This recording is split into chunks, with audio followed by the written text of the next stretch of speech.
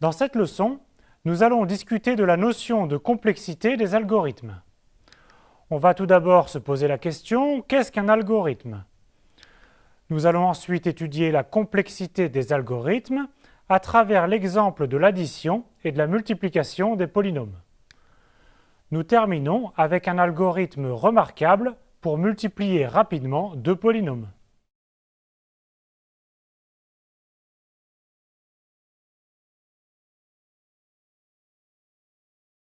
Commençons par une question toute simple.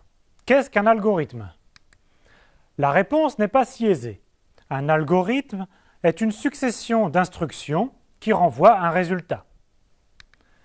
Pour être vraiment un algorithme, on doit justifier que le résultat retourné est exact, le programme fait bien ce que l'on souhaite, et ceci en un nombre fini d'étapes. Cela renvoie le résultat en temps fini. Maintenant, certains algorithmes peuvent être plus rapides que d'autres. C'est souvent le temps de calcul qui est le principal critère. Pour certains algorithmes, la vitesse d'exécution n'est pas le seul paramètre. Il y a aussi la taille de la mémoire occupée. Le problème avec le temps de calcul, c'est qu'il va dépendre du langage et de la machine utilisée. Il existe une manière plus mathématique de faire la complexité d'un algorithme. C'est le nombre d'opérations élémentaires à effectuer. Ces opérations peuvent être le nombre d'opérations au niveau du processeur, mais pour nous, ce sera le nombre d'additions ou le nombre de multiplications à effectuer.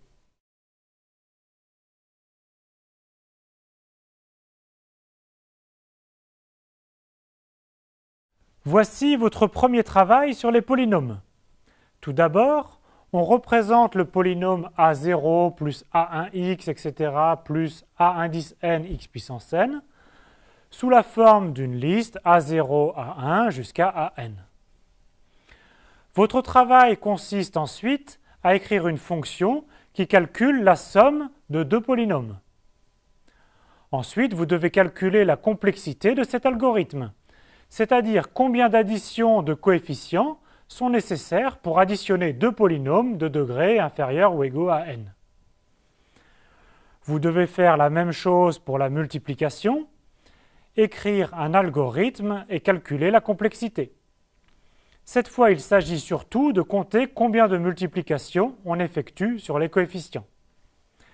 Idem pour la division.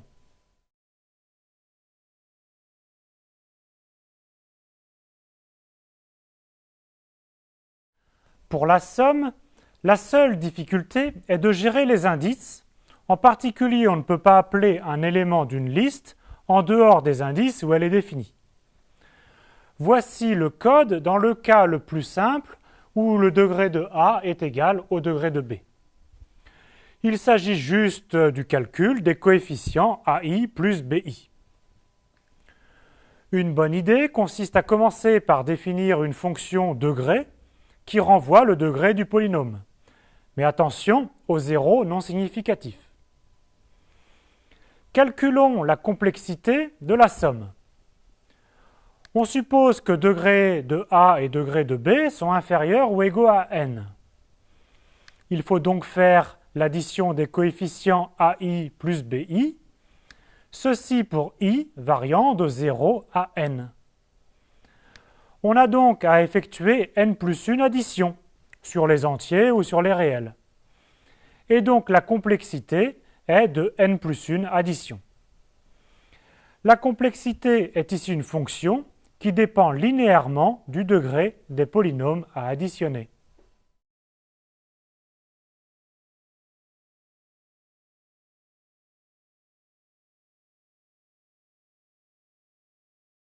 Pour le produit, il faut se rappeler que si on note A qui est la somme des AI xi et B qui est la somme des BJ xj, alors le produit C qui est égal à A fois B s'écrit la somme des ck x puissance k pour k variant de 0 à m plus n.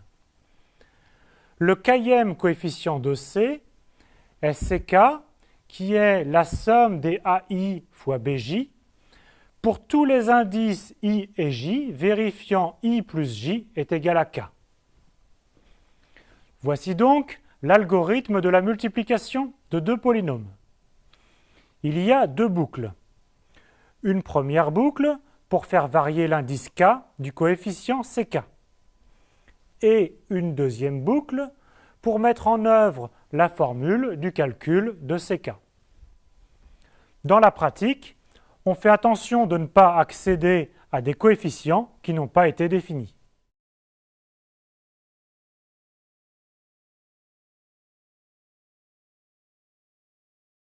Pour la complexité, on commence par compter le nombre de multiplications dans Z ou R.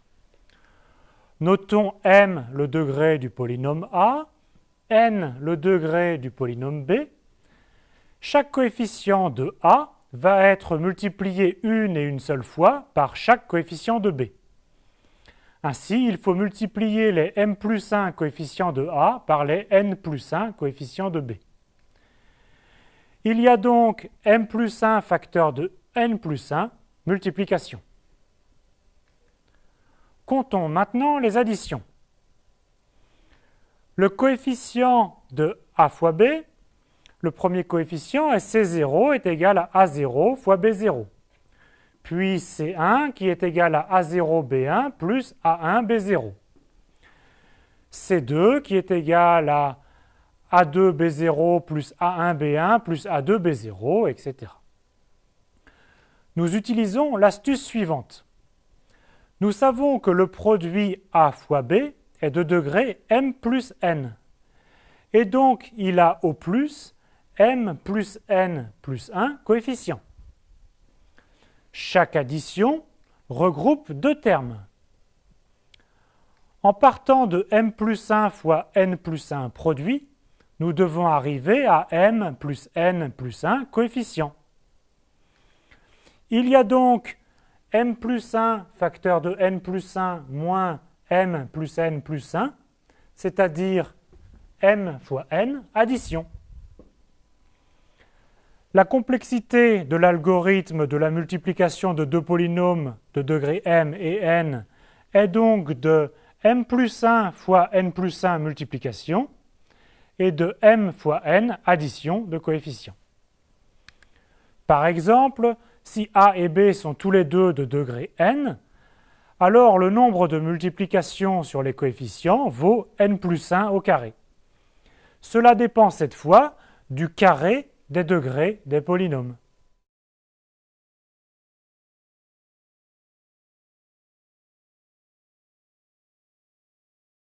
Je vous rappelle d'abord sur un exemple comment on calcule la division euclidienne de deux polynômes.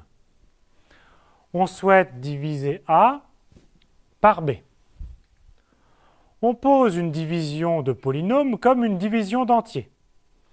Ici, on va obtenir le quotient et là, le reste. On les obtient ainsi. On cherche quel monôme P1 fait diminuer le degré de A moins P1 fois B. Ce monôme, c'est 2x2. Le coefficient 2 correspond au coefficient dominant de A et le degré x carré correspond à degré de A moins degré de B. On calcule 2x2 fois B et on le soustrait à A. On obtient un reste intermédiaire R1 qui est x cube moins 4x2 plus 3x moins 1 et un quotient intermédiaire qui est 2x2. On recommence avec R1 divisé par B. Il faut multiplier B par x pour faire baisser le degré de R1. On pose ensuite R2 qui est égal à R1 moins P2 fois B, avec P2 est égal à X, Q2 est égal à Q1 plus P2. Le monôme qui convient est moins 3. Le coefficient moins 3 est le coefficient dominant de R2. Et le degré en X est ici 0 et correspond au degré de R2 moins le degré de B. Et on itérerait ainsi les calculs. Quand est-ce que l'on s'arrête? C'est terminé lorsque le degré du reste est strictement plus petit que le degré de B.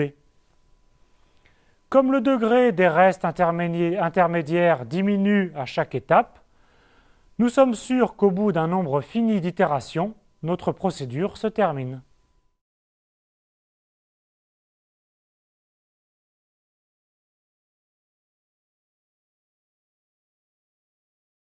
Voici l'algorithme qui traduit notre calcul de la division euclidienne.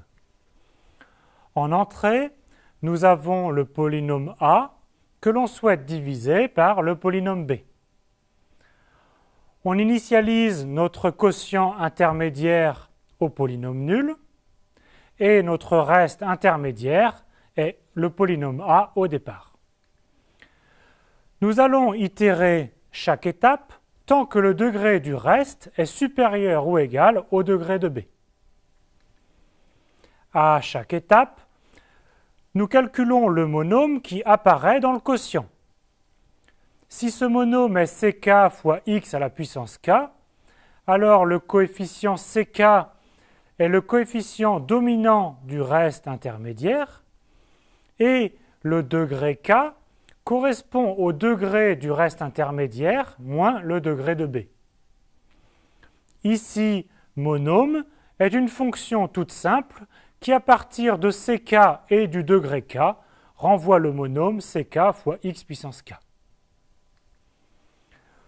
On calcule alors le nouveau reste intermédiaire, c'est l'ancien reste auquel on soustrait B fois notre monôme P. C'est une version un peu simplifiée du code car il faudrait remplacer moins P par la liste correspondante. Le nouveau quotient intermédiaire est la somme de l'ancien quotient avec notre monôme P. Et c'est fini. Lorsque le degré du reste intermédiaire est strictement inférieur au degré de B, alors la condition de notre boucle n'est plus vérifiée. Et on renvoie à la fois le quotient et le reste. Je vous laisse calculer la complexité de la division euclidienne, qui se calcule comme une succession de sommes et de produits de polynômes.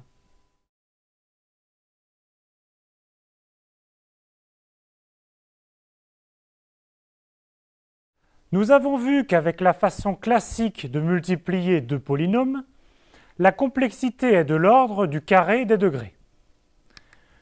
Pour diminuer la complexité de la multiplication de polynômes, on va utiliser un paradigme très classique de programmation, diviser pour régner, que l'on illustre ici avec l'algorithme de Karatsuba. Pour cela, on suppose que les deux polynômes P et Q à multiplier sont de degrés strictement inférieurs à 2n. On va décomposer chacun d'eux en deux polynômes de degrés strictement inférieurs à n ainsi. P est égal à P1 plus P2 fois x puissance n, et Q qui est égal à Q1 plus Q2 fois x puissance n. Avec les degrés de P1, P2, Q1, Q2 strictement inférieurs à n. Voici votre travail. Première question, réduire la multiplication de P et Q à plusieurs multiplications de polynômes, mais qui sont tous strictement inférieurs à n. Vous vous aiderez bien sûr de cette décomposition. Deuxième question que je vous laisse traiter tout seul, mettre en œuvre cette idée dans un algorithme récursif. On peut calculer la complexité de cet algorithme, mais pas de chance, il est aussi d'ordre le carré des degrés, comme la multiplication classique. L'idée lumineuse de Karatsuba est que les 4 multiplications que l'on a trouvées dans la formule de la question 1 se ramènent à seulement 3, par la remarque suivante. P1 fois Q2 plus P2 fois Q1 est égal à P1 plus P2 fois Q1 plus Q2 moins P1 Q1 moins P2 Q2. Comme on a déjà eu besoin de calculer P1 Q1 et P2 Q2, on échange deux multiplications et une addition contre une multiplication et 4 additions. À vous d'écrire une fonction récursive qui met en œuvre cette nouvelle façon de multiplier. Et pour conclure, essayez de calculer la complexité de l'algorithme de Karatsuba.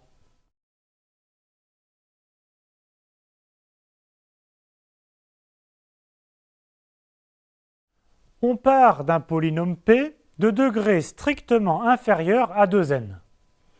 Il existe une unique écriture de P sous la forme P est égal à P1 plus P2 fois x puissance n, avec P1 et P2, deux polynômes de degré strictement inférieur à n. On fait la même chose pour Q. Nous souhaitons calculer le produit P fois Q, et nous utilisons cette décomposition et nous développons. On obtient P fois Q est égal à P1 fois Q1 plus x puissance n fois P1 Q2 plus P2 Q1 plus x puissance 2n fois P2 Q2. On se ramène ainsi aux quatre multiplications P1 Q1, P1 Q2, P2 Q1 et P2 Q2, mais entre polynômes de degré strictement inférieur à n. Il y a aussi deux multiplications par x puissance n et par x puissance 2n, mais qui ne comptent pas comme de vraies multiplications. Ce ne sont que des décalages dans l'écriture d'un polynôme par des ajouts de 0 en tête de liste. On pourrait programmer un algorithme récursif à l'aide de cette formule. Multiplier deux polynômes d'un certain degré revient à faire 4 multiplications avec des degrés moitiés. La complexité vérifie donc C de n est égale à 4 fois C de n sur 2, plus des termes négligeables.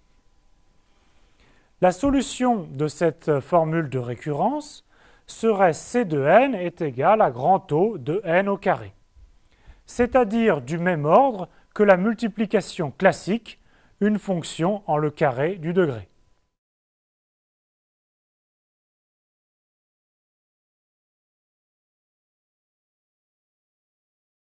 Reprenons alors l'astuce de Karatsuba. Le terme intermédiaire dans le produit développé P fois Q serait écrit P1 fois Q2 plus P2 fois Q1 est égal à P1 plus P2 fois Q1 plus Q2 moins P1 fois Q1 moins P2 fois Q2. On calcule donc d'abord P1 fois Q1 et aussi P2 fois Q2, ce qui nous fait déjà deux multiplications. Et au lieu de calculer P1 fois Q2 plus P2 fois Q1, ce qui ferait deux autres multiplications, on en fait une troisième qui est P1 plus P2 fois Q1 plus Q2. Et on soustrait les deux produits déjà calculés. On est passé de 4 multiplications à seulement 3 multiplications entre polynômes de degré strictement inférieur à n, ce qui est un gain très appréciable. Pour écrire l'algorithme, nous aurons besoin d'écrire une fonction de découpage qui, pour un entier n et un polynôme p de degré strictement inférieur à 2 fois n, renvoie P1 et P2, de sorte que P est égal à P1 plus x puissance n fois P2. On a aussi besoin d'une fonction produite par un monôme qui renvoie le polynôme x puissance n fois P par un décalage dans la liste représentant P.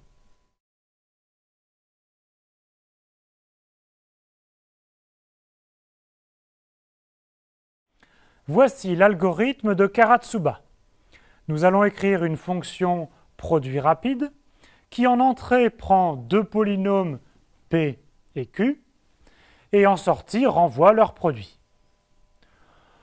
On va noter petit p le degré du polynôme P et petit q celui de q. Ce sera un algorithme récursif. Et voici la condition d'initialisation, qui est en fait celle qui termine l'algorithme. Si le degré de p est 0, c'est-à-dire que p est un polynôme constant, alors le produit de p fois q est juste la constante p fois le polynôme q. Même chose si c'est q qui est un polynôme constant. On découpe maintenant nos deux polynômes p et q. On choisit d'abord n, de sorte que p et q soient de degrés strictement inférieurs à 2n. Puis on utilise la fonction découpe que l'on a programmée auparavant. On obtient P1 et P2 et aussi Q1 et Q2 de degrés strictement inférieurs à n.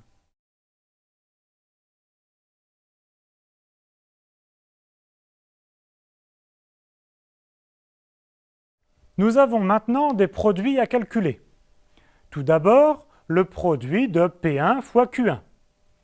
Pour cela, on effectue un appel récursif à notre propre fonction, sachant que les degrés des polynômes à multiplier sont maintenant plus petits. Même chose pour P2 fois Q2.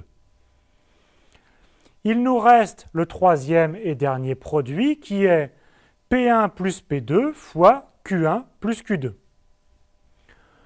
Le gros du travail est fini. Il ne reste plus qu'à appliquer la formule qui donne le produit P fois Q. On note R1, le polynôme P1 plus P2 fois Q1 plus Q2 moins P1 Q1 moins P2 Q2. Ici, j'ai encore triché car on n'a pas le droit d'écrire directement l'opposé d'un polynôme. On multiplie R1 par x puissance n, c'est juste un décalage par ajout de 0 dans la liste.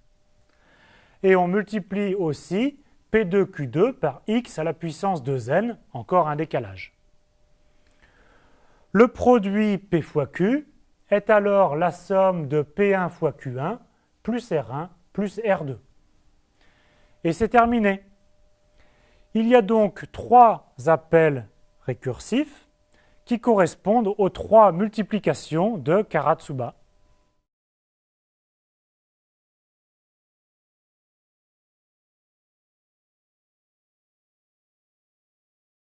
Nous allons calculer la complexité de l'algorithme de Karatsuba et voir qu'elle est meilleure que la multiplication habituelle. Notons Cn, la complexité de la multiplication par l'algorithme de Karatsuba de deux polynômes de degrés strictement inférieurs à n.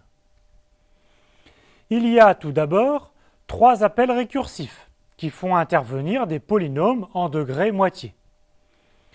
Il y a aussi des opérations rapides qui ont une complexité qui varie linéairement avec le degré. C'est le cas du calcul du degré d'un polynôme, de l'opération de découpage et des différentes additions.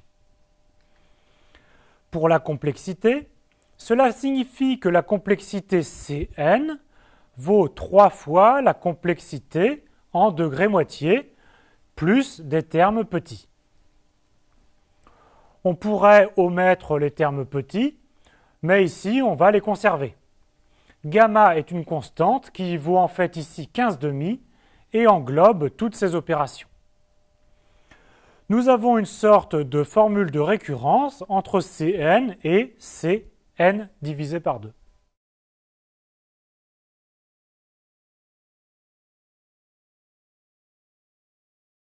Pour en déduire la valeur de Cn, nous allons introduire une suite intermédiaire alpha L en posant alpha L est égal à C de 2 puissance L divisé par 3 puissance L. Et par définition, alpha 0 qui est C de 1 est égal à 1. Que donne notre relation de récurrence pour alpha L? Alpha L, c'est C de 2 puissance L divisé par 3 puissance L. Et donc, par la relation de récurrence, c'est 3 fois C de 2 puissance L divisé par 2, le tout divisé par 3 puissance L, plus gamma fois 2 puissance L divisé par 3 puissance L. Ce qui donne exactement alpha L moins 1 plus gamma fois 2 tiers à la puissance L. Il est maintenant très facile de calculer alpha L. Alpha L, c'est gamma fois la somme pour k variant de 1 jusqu'à L de 2 tiers à la puissance k plus alpha 0. Et comme alpha 0 est égal à 1, on reconnaît presque la somme d'une suite géométrique de raisons 2 tiers, qui vaut 3 fois gamma, facteur de 1 moins 2 tiers à la puissance L plus 1 moins gamma.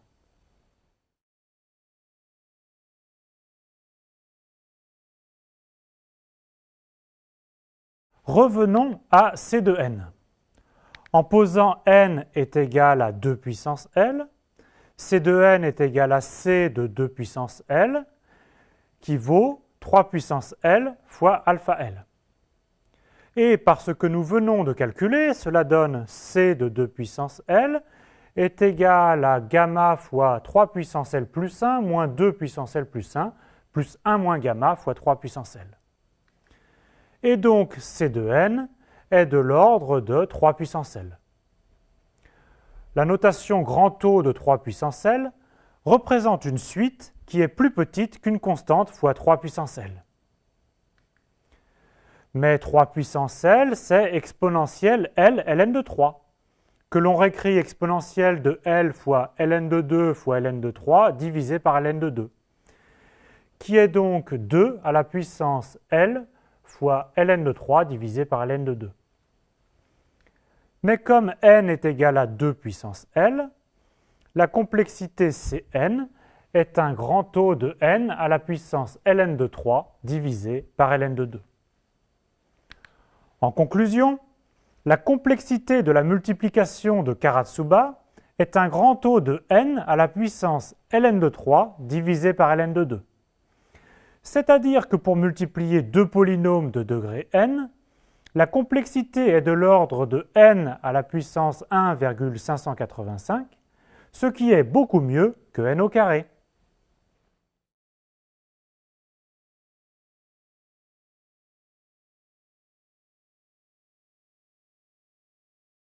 Voici des exercices pour continuer à progresser.